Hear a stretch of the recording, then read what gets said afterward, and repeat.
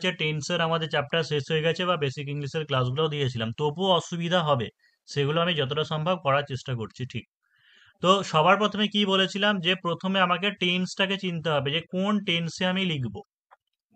তারপরে তোমাকে কি চিনতে হবে বলেছি, subject plus verb plus object, সেটাকে চিনতে হবে।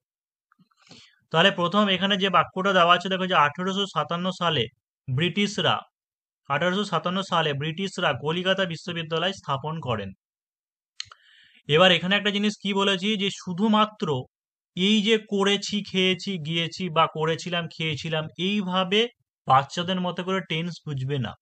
অর্থাৎ সেন্টেন্সটা বা বাক্যটার সেন্সটাকে বুঝতে হবে, সেন্সটাকে বুঝে আমাদের টেন্স ধরতে হবে। কিছু কিছু এমন বাক্য আছে যেগুলো মনে হয় যে প্রেজেন্টের মতো, কিন্তু আসলে সেগুলো পাস্ট। মানে এই যে লেখা হবে এইভাবে, যে 1857 সালে ব্রিটিশরা কলিকাতা বিশ্ববিদ্যালয় স্থাপন করেন। করেন দেখে কেমন মনে হচ্ছে না, যে যেন মনে হচ্ছে প্রেজেন্ট টেন্স। কিন্তু প্রেজেন্ট টেন্স কেন হবে, করেন মানেই করেছিলেন, কিন্তু করেছিলেন সবসময় এরকম ভাবে বাংলায় লেখা থাকে না, এরকমই লিখেছে স্থাপন করেন। বা নেতাজি সুভাষচন্দ্র বসুর 1897 সালের 23শে জানুয়ারি জন্ম হয়, এরকম লেখা থাকে তো, যে 1897 সালের 23শে জানুয়ারি নেতাজি সুভাষচন্দ্র বসুর জন্ম হয়, এই কথাটাই লেখা আছে, মানেই জন্ম হয়েছিল পাস্ট টেন্সে। তো এইটুকু হচ্ছে অবশ্যই কি পাস্ট টেন্স, এটুকু আমরা বুঝে গেলাম। এবার বুঝতে হবে আমাদের সাবজেক্ট ভার্ব অবজেক্ট। তাহলে সাবজেক্ট কোনটা, যে ব্রিটিশরা, তাই তো, এখানে একটা ব্রিটিশরা একটা জাতি বোঝাচ্ছে, একটা নেশন বোঝাচ্ছে, ব্রিটিশ একটা জাতি। তো সেই কারণের জন্য এখানে অবশ্যই আর্টিকেল হিসেবে কি করবে, দা দিতে হবে, যে দা ব্রিটিশ। রাইট স্যার, এইটাই তাহলে বলছিলাম, যে দা দা ব্রিটিশ। ব্রিটিশ। এবার হচ্ছে স্যার, ভার্ব, ভার্বটা কোনটা, সেটা হচ্ছে স্থাপন করা। তুমি এস্টাবলিশড করতে পারো, ফাউন্ডেড করতে পারো, যে কোনো একটা বসালেই হবে, যে এস্টাবলিশড। তারপর হচ্ছে কলকাতা অবজেক্ট। বিশ্ববিদ্যালয় তোমাদের একটা কি জিনিস বললাম, যে আমি যখন স্টার্ট ইউনিভার্সিটি। করব প্লিজ কেউ তখন কিছু বলবে না। তাহলে যে দা ব্রিটিশ এস্টাবলিশড, অবজেক্ট কোনটা, অবজেক্ট মানে কি বলেছি, কি বা কাকে দিয়ে প্রশ্ন করলে যেটা পাওয়া যায় সেটাকে অবজেক্ট বলা হয়। তাহলে ব্রিটিশরা কি স্থাপন করেছিল, কলিকাতা বিশ্ববিদ্যালয়। তাহলে সাবজেক্ট হয়ে গেলে, ভার্ব হয়ে গেলে, এবার হচ্ছে object, the British established Kalikata বিশ্ববিদ্যালয়। বা হচ্ছে এখানেও তাই, যে the Calcutta university, the Allahabad university, মানে ইউনিভার্সিটির আগে বা কোনো কিছুর আগে অবশ্যই দি বসাবে। তো যে দি British established the Calcutta university, Calcutta university in 1857। হয়ে গেল। এবার সেকেন্ড সেন্টেন্স, সেকেন্ড সেন্টেন্সে চলে আসি, 2007 সাল থেকে আমি ফুটবল খেলছি। এবার একটা জিনিস দেখো, বলেছি যে ঘটনা, কোনো ঘটনা রানিং মানে কন্টিনিউ হচ্ছে, এরকম বোঝালে কি হবে, অবশ্যই কন্টিনিউয়াস টেন্স। ঠিক আছে, যদি দেখো যে প্রেজেন্টে বোঝাচ্ছে তাহলে হবে প্রেজেন্ট কন্টিনিউয়াস, যদি পাস্টে চলছিল বলে তাহলে যে পাস্ট কন্টিনিউয়াস। কিন্তু যখনই দেখবে টাইম মেনশন থাকছে, অর্থাৎ সময়ের কথা উল্লেখ থাকছে, তখনই সেটা কি হয়ে যাবে, যে পারফেক্ট কন্টিনিউয়াস। যদি প্রেজেন্টে থাকে তাহলে প্রেজেন্ট পারফেক্ট কন্টিনিউয়াস, পাস্টে থাকলে পাস্ট পারফেক্ট কন্টিনিউয়াস। তাহলে এখানে কি লেখা আছে, 2007 সাল থেকে আমি ফুটবল খেলছি। এই 2007 সাল থেকে এই কথাটা যদি না থাকতো, শুধু যদি থাকতো আমি ফুটবল খেলছি, তাহলে সেটা কি, সেটা হচ্ছে জাস্ট প্রেজেন্ট কন্টিনিউয়াস, মানে বর্তমানে চলছে। কিন্তু যখনই আছে 2007 সাল থেকে, মানে একটা সময় উল্লেখ করে দেওয়া আছে, যে এই সময় থেকে আমি খেলছি, তার মানে এটা কি হবে, প্রেজেন্ট পারফেক্ট কন্টিনিউয়াস। আগে টেন্সটা তাহলে আমাকে বুঝতে হবে, যে এটা হচ্ছে প্রেজেন্ট পারফেক্ট কন্টিনিউয়াস। এবার প্রেজেন্ট পারফেক্ট কন্টিনিউয়াসে কি হয়, স্ট্রাকচারটা একবার মনে করিয়ে দেওয়ার চেষ্টা করছি, যে সাবজেক্ট প্লাস হ্যাভ বিন অথবা হ্যাজ বিন, তারপর হচ্ছে ভার্বের সঙ্গে আইএনজি, প্লাস কি বসবে, তার সঙ্গে একটা সিন্স বা হচ্ছে ফর একটা প্রিপোজিশন বসে, তারপর হচ্ছে অবজেক্ট। এবং এটাও বলে দিয়েছি, যদি এক্সাক্ট তোমাকে টাইম পিরিয়ড বলে দেয়, যে 10 বছর থেকে খেলছি কি 5 বছর থেকে খেলছি, তাহলে সেই ক্ষেত্রে ফর বসাবে, আদারওয়াইজ কি বলবে, সিন্স বসাবে। কারণ 2007 সাল থেকে খেলছি এমনটা তো নয়, 2007 সাল থেকে খেলছে বলছে মানে এখন 2024 সাল, সেটা ধরে নিলে হবে না তোমাকে। ওটা 2007 সাল থেকে খেলছে, এবার কোন সময়ের পরিপ্রেক্ষিতে বলছে কি করে জানি। তো এখানে এক্সাক্ট বোঝা যাচ্ছে না, তাই প্রিপোজিশন হিসেবে এখানে সিন্স বসবে। তাহলে সাবজেক্ট কোনটা, আমি, তাহলে আই। তাহলে I have been playing football, সেখানে কি হবে 2007 সাল থেকে সিন্স 2007।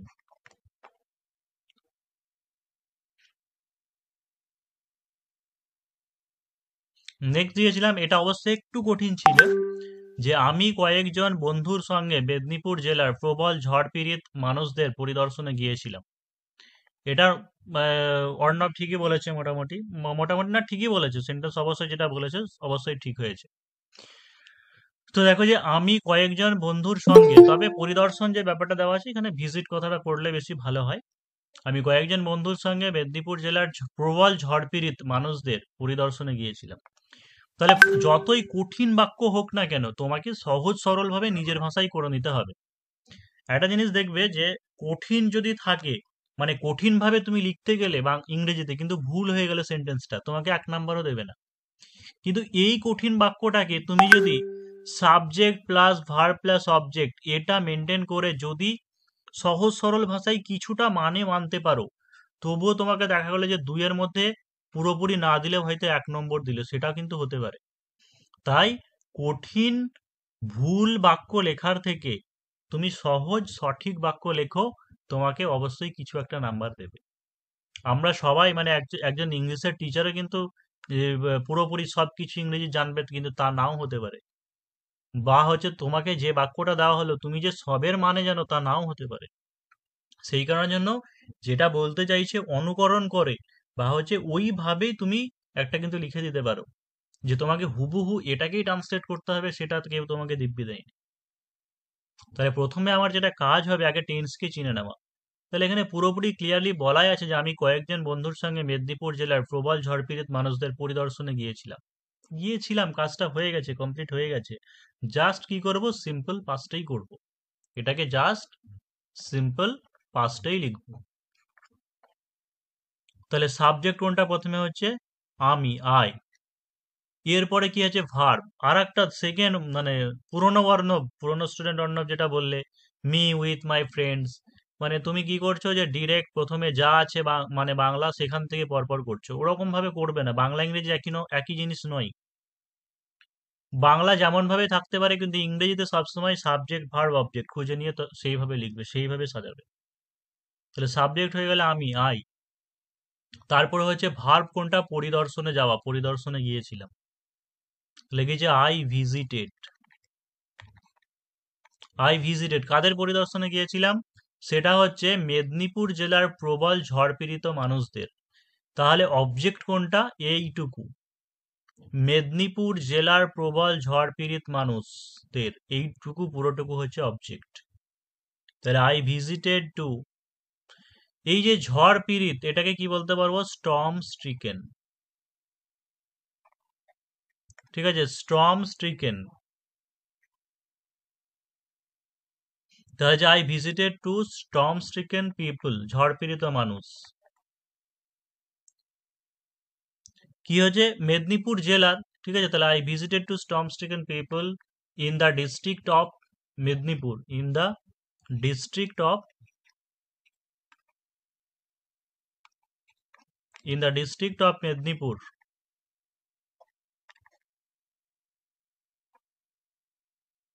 এবার বাকি যেটুকু দেওয়া আছে যে কয়েকজন বন্ধুর সঙ্গে, এইটুকু শেষে অ্যাড করে দাও যে with some of my friends, with some of my friends.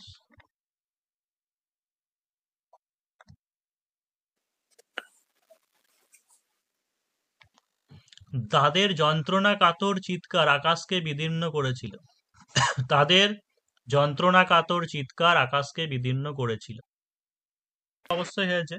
তো দেখে নাও যে আরো সহজ সরল ভাবে বলছি, তাদের যন্ত্রণা কাতর চিৎকার, তাই তো সাবজেক্ট কোনটা, এতটুকু যে তাদের যন্ত্রণা কাতর চিৎকার, এটুকু হচ্ছে সাবজেক্ট। ভার্ব কোনটা, বিদীর্ণ করেছিল, এটুকু হচ্ছে ভার্ব।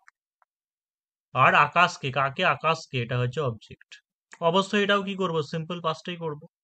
আর একটা জিনিস দেখবে যে অনলাইনে ট্রান্সলেশন থাকুক বা তোমার অনুচ্ছেদ দিয়ে থাকুক, প্যারাগ্রাফ দিয়ে থাকুক, বেশিরভাগ ক্ষেত্রে প্রেজেন্ট ইনডিফিনাইট, পাস্ট ইনডিফিনাইট, ঠিক আছে, এই দুটোই বেশি ব্যবহার হয়।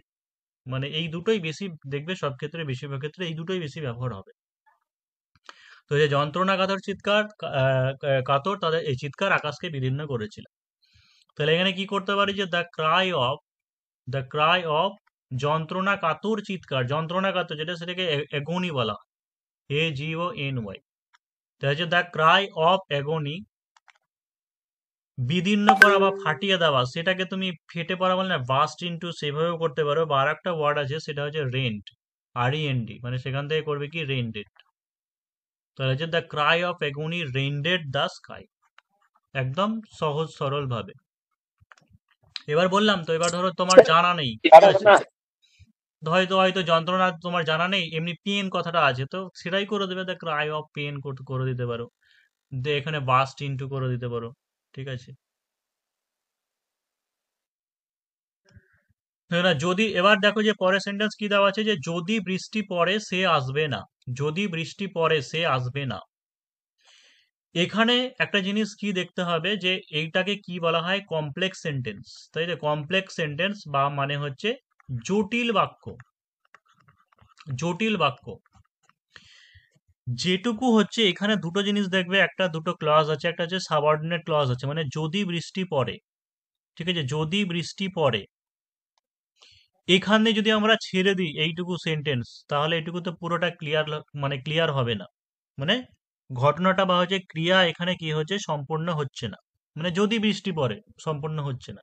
এটুকু হচ্ছে সাবঅর্ডিনেট ক্লজ।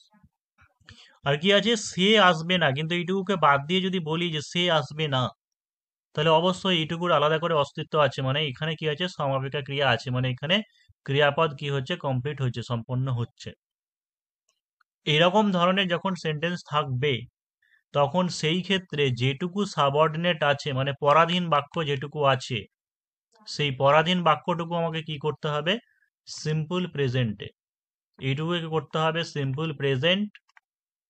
আর যেটুকু আছে স্বাধীন বাক্য, সেই স্বাধীন বাক্যটাকে কি করতে হবে, সেটুকু হচ্ছে সিম্পল ফিউচার, সেইটুকু করতে হবে simple future.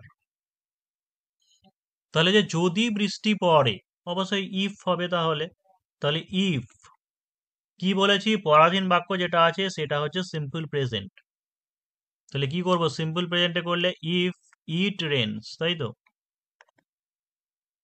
If it Reigns, কমা সে আসবে না, এইটুকু কি আছে, স্বাধীন বাক্য, এইটুকু কি কিসে বলেছে, সিম্পল ফিউচারে হবে। তাহলে কি হবে, হি উইল নট কাম।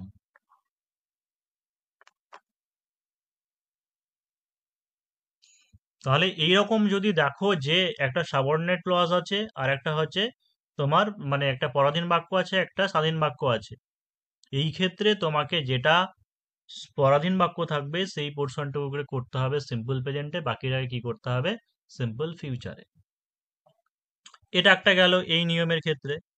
আর যদি পাস্টের ক্ষেত্রে দুটো ঘটনা হয়, যেটা বলেছিলাম যে পাস্ট পারফেক্ট করাবার সময়, তখন তো ওটা জানোই, তখন আরেকবার মনে পড়লে আরেকবার বলে দিচ্ছি ওই জায়গাটা। একটা হবে সিম্পল পাস্ট, একটা হবে পাস্ট পারফেক্ট। নেক্সট হচ্ছে সন্দেহজনক দুজন ব্যক্তির কেউই চুরি করেনি। এটা কেউ করেছে কিনা একবার দেখি, জানি। আচ্ছা, দেখে নাও কি বলেছে, যে সন্দেহজনক দুজন ব্যক্তির কেউই চুরি করেনি। এই জায়গাতে বলার আগে একটা জিনিস বলে দিই, প্লিজ এখন মাইক বন্ধ করো, যে আয়েদার এবং হচ্ছে নায়েদার, এই দুটো ব্যবহার করা হয় কখন, যখন দুজন বোঝাবে, টু পার্সনস এর ক্ষেত্রে আয়েদার অথবা নায়েদার, ঠিক আছে, আয়েদার অর মানে দুজনের, পার্সন দুজন থাকবে, নায়েদারের ক্ষেত্রেও তাই। আর নান তখনই ব্যবহার করা হয়, নান যখন মোর দ্যান টু থাকবে, যখন দুইয়ের অধিক হবে তখন হচ্ছে নান হবে, মোর দ্যান টু। এবার কি আছে, সন্দেহজনক দুজন ব্যক্তির কেউই চুরি করেনি, তার মানে এখানে কিসে আছে, নেগেটিভ সেন্সে দেওয়া আছে, তাহলে কোনটা নেব, নায়েদারকে নেব। আর দুজন লেখা আছে, তাহলে হচ্ছে নায়েদার,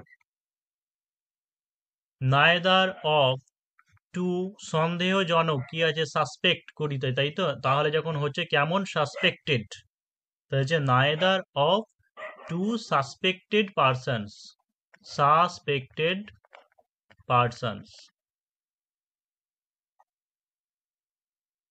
neither of two suspected persons. এবার কি করব, আর করব নাকি ইজ করব?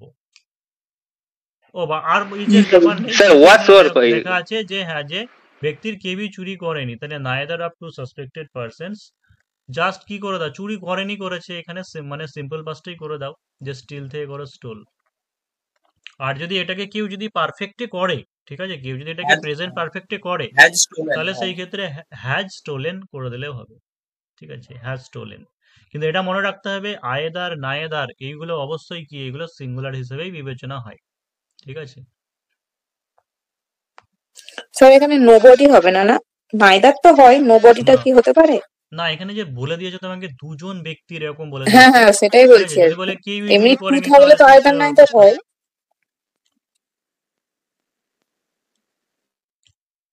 তাহলে এই জায়গাটাতে দেখে নাও যে আরেকটা জিনিস, তো কেউ চুরি করেনি এরকম বলেছে, এটাকে সিম্পল পাস্টে করলেও কাটবে না, প্রেজেন্ট পারফেক্টে করলেও কাটবে না, কিন্তু প্রেজেন্ট পারফেক্টে যদি করো, তাহলে সেই ক্ষেত্রে তোমাকে করতে হবে হ্যাজ স্টোলেন। আর একটা জিনিস মনে রাখবে, নায়েদার মানেই কিন্তু নেতিবাচক না, আবার এখানে নট ফর দেবে না। ঠিক আছে, নট দেওয়ার দরকার নেই। ছাত্ররা শিক্ষকদের উপদেশ পালন করে। আচ্ছা, এই তিনটে বলো, মোটামুটি হচ্ছে, শিখে গেছো। তাহলে দেখো, যে প্রথমে গিয়েছে ছাত্ররা শিক্ষকদের উপদেশ পালন করে। ছাত্ররা শিক্ষকদের উপদেশ পালন করে, অবশ্যই যেটা বলছো যে ওবে। ঠিক আছে, দেখো পালন করা আর মানা, মেনে চলা, এর মধ্যে কিন্তু একটু সূক্ষ্ম পার্থক্য আছে। মানে ওবে বলতে কি বলতো, ওবে মানে হচ্ছে যখন ওই যে গুরুজনদের প্রতি বা যারা গুরুজন হয় সেই জিনিসগুলোকে, সেই ক্ষেত্রে একটা ওবে হয়, মানে পিতা মাতার কথা মেনে চলা উচিত, বা ট্রাফিক আইন এখানে ওবে এই জিনিসটা বলে। কিন্তু শিক্ষকদের উপদেশ পালন করা, যখন এই কথাটা বলছে পালন করা, সেই ক্ষেত্রে বলা হয় ক্যারি আউট, বা হচ্ছে এক্সিকিউট, পালন করে, সেটাও বলতে পারো। ওবে দিলে কেটে দেবে সেটা বলছি না, অবশ্যই লেখা যাবে। তো হচ্ছে ছাত্ররা শিক্ষকদের উপদেশ পালন করে, তাহলে কি হচ্ছে এখানে সাবজেক্ট কোনটা, ছাত্ররা। এবার দেখো, যখন একটা ছাত্ররা বা শিক্ষকরা বলবে, সেই ক্ষেত্রে একটা নির্দিষ্ট জাতিকে নির্দিষ্ট করছে, ডিনোট করছে, সেই কারণের জন্য অবশ্যই আর্টিকেল হিসেবে দি লাগাবে, মানে হচ্ছে দি স্টুডেন্টস। দ্য স্টুডেন্টস কি বললাম, যে এক্সিকিউট করতে পারো পালন করে, বা হচ্ছে ক্যারি আউট করতে পারো, ওই ক্যারি আউট ফেজাল ভার্বেরই হচ্ছে এক্সিকিউট হয়, তাহলে দ্য স্টুডেন্টস ক্যারি আউট, পালন করে। ক্যারি আউট কি হচ্ছে, যে শিক্ষকদের উপদেশ, তাহলে হচ্ছে the advice of the teachers.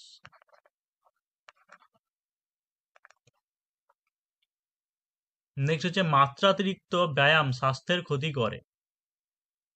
যারা এক্সেসিভ বললে, এক্সেসিভ মানে ধরো কোনো একটা যখন জিনিস বোঝাই না, মানে একটা থিং, মানে একটা বিষয় বস্তু কিছু একটা বোঝাই, তখন আমরা এক্সেসিভ মাত্রাতিরিক্ত এরকম বলি। তো এই ক্ষেত্রে, এই জায়গার ক্ষেত্রে ওভার বলবে। ঠিক আছে, যেমন হচ্ছে মাত্রাতিরিক্ত খাবার, ওভার ইটিং। তারপরে হচ্ছে মাত্রাতিরিক্ত ব্যায়াম, তো ওভার এক্সারসাইজ। তাহলে হচ্ছে ওভার এক্সারসাইজ স্বাস্থ্যের ক্ষতি করে। ক্ষতি করা ইংরেজি এটা টেল আপন হয়, টেল আপন মানে ক্ষতি করা, বা এফেক্ট মানে ক্ষতি ফলসন করা, হবে, সেটা বলতে ফলসন। পারো। হ্যাঁ, বা হচ্ছে অ্যাক্ট আপনও আছে, ঠিক আছে, আর একটা আছে ফ্রেজাল ভার্ব, সেটা হচ্ছে অ্যাক্ট আপন, মানে ক্ষতি করা। তো হচ্ছে ওভার এক্সারসাইজ, ওভার এক্সারসাইজ অবশ্যই এটা কি থার্ড পার্সন সিঙ্গুলার নাম্বার, কিন্তু সেই জন্য কি হবে, অ্যাক্টস আপন করলাম, যে হচ্ছে অ্যাক্টস আপন আওয়ার হেলথ।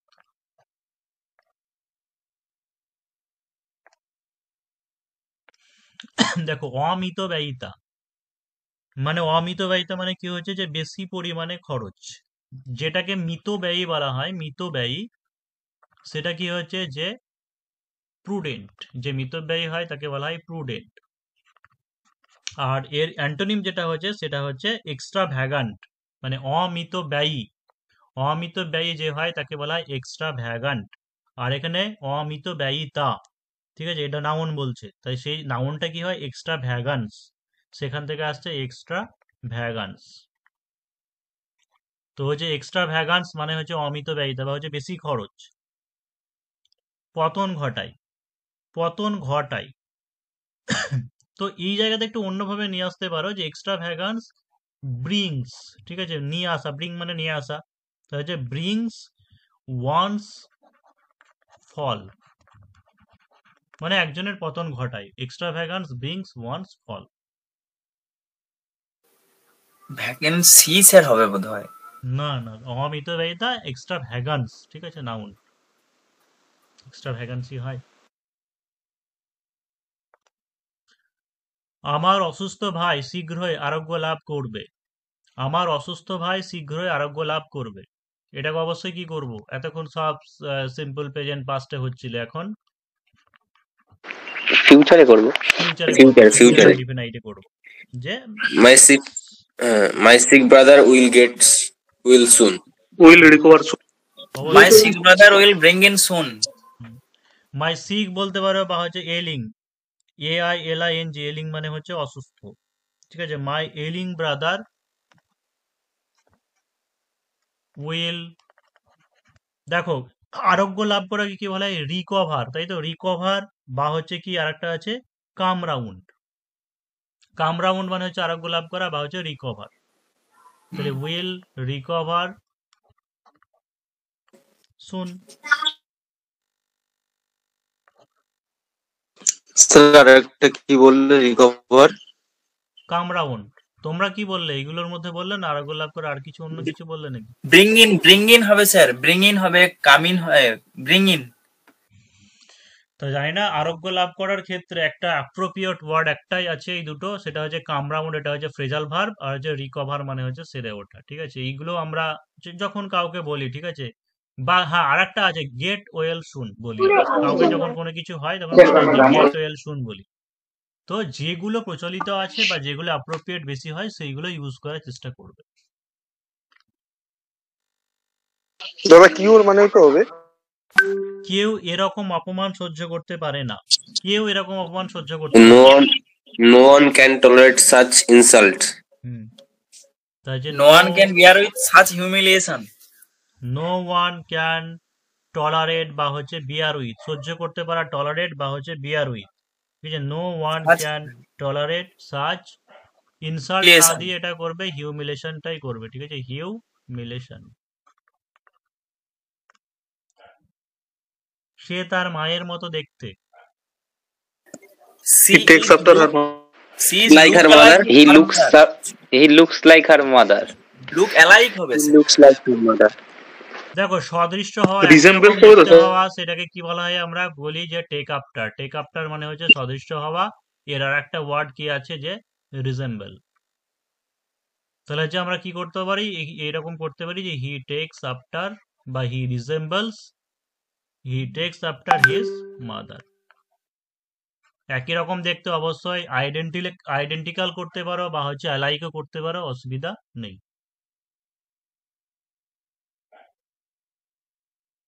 হ্যাঁ, এবার একটা জিনিস যে সে তার মায়ের মতো আছে, যখন পার্সন এই ম্যাসকুলাইন নাকি ফেমিনাইন যখন আমরা জানি না জেন্ডার কি, তখন সেই ক্ষেত্রে অবশ্যই পুংলিঙ্গ ধরে করবে, ঠিক আছে, ম্যাসকুলাইন ধরেই করবে। ছেলেরা কি মায়ের মতো দেখতে হয়? মেয়েরা হয়। ছেলেরা অবশ্যই হয়। হয়, না হওয়ার কি আছে? ছেলেরা হয়। হয়। তাহলে প্রথমে দেখো 1930-এর দশকে প্রথম প্লাস্টিক থেকে পলিথিন তৈরি হয়। আমি একটা জিনিস সবসময় বারবার তোমাদেরকে সবাইকে একটা জিনিস বলছি, যে সাবজেক্ট ভার্ব অবজেক্টকে ঠিক করো, তারপরে হচ্ছে মানে হচ্ছে কোন টেন্সে হবে সেই টেন্সকে ঠিক করো। তৈরি হয় মানে লাস্টে লেখা আছে তৈরি হয়, প্রেজেন্টের মতো লাগছে, কিন্তু বলো এখানে কি লেখা আছে 1930-এর দশকে, তার মানে তৈরি হয়, অবশ্যই এটা পাস্ট টেন্স। এবার আরেকটা জিনিস কি আছে এখানে স্পেশালিটি, সেটা হচ্ছে তোমার এটা প্যাসিভ ভয়েস, যে প্লাস্টিক থেকে পলিথিন তৈরি হয়, এটা প্যাসিভ ভয়েস। তাহলে কি হয়, পলিথিন তৈরি হয়, তাই তো, মানে হচ্ছে polythene, polythene was first made. Simple পাস্টের ক্ষেত্রে কি হয়, প্রথমে অবজেক্টটা সাবজেক্ট হলো, তারপরে ওয়াজ হবে, তারপরে ভার্বের পাস্ট পার্টিসিপল হবে, তাহলে যে polythene was first made, polythene was first made কি থেকে, পলিথিন থেকে, সরি From plastic. হ্যাঁ, ফ্রম প্লাস্টিক। এবার যে প্যাসিভ ভয়েস মানে বাই হবে তা নয়, polythene was first made from plastic, ঠিক আছে, ইন 1930। In the decade 19 লেখা ফেকা দাও না, 1930 লেখা আছে, বাংলা এরকম লেখা থাকে, ও অসুবিধা নেই। তারপর দেখা যাচ্ছে পলিথিনের বহনযোগ্য ব্যাগ ব্যাপকভাবে মানুষ ব্যবহার করে কারণ এগুলি সবচেয়ে হালকা এবং এগুলিতে জল ঢোকে না। হ্যাঁ ক্যান্ট লিখেছি তো, CANT লিখছেন ওইখানে। আচ্ছা আচ্ছা, ঠিক অ্যাকচুয়ালি আছে জল ঠিক কি আছে। ভিতরে এবার আমি ঢুকাচ্ছে যখন enter- হ্যাঁ আমি যখন ওয়ার্ডটা বলবো তখন দেখবে আরে এটাই মনে পড়েনি, তো দেখে নাও। অবশ্যই ঠিক আছে। ওইটাই স্যার। দেখো যে পলিথিনের বহনযোগ্য ব্যাগ ব্যাপকভাবে মানুষ ব্যবহার করে। এবার এই সেন্টেন্সটা বলে দিই একটা জিনিস, যে কেউ যদি অ্যাক্টিভ সেন্স ধরে করো, মানে অ্যাক্টিভে যদি করো, তাহলে মানুষ হচ্ছে সাবজেক্ট, মানে পিপল ইউজ পলিথিন ব্যাগ, এইভাবে আমরা করব। কিন্তু এটাকে প্যাসিভ সেন্সেও লেখা যায় কিভাবে, যে পলিথিন ব্যাগকে ব্যাপকভাবে ব্যবহার করা হয় মানুষের দ্বারা। মানে দুটো জিনিস কিন্তু ভালো করে আমি দুটোই সেজন্য বলবো। যদি আমরা অ্যাক্টিভ ধরে করি, অ্যাক্টিভ সেন্সে যদি করি, তাহলে কি করব, যে সাবজেক্ট কোনটা, মানুষ, মানে হচ্ছে পিপল, তারপরে ভার্ব কোনটা, ইউজ, তাই তো, তাহলে হচ্ছে people use polythene carry bag.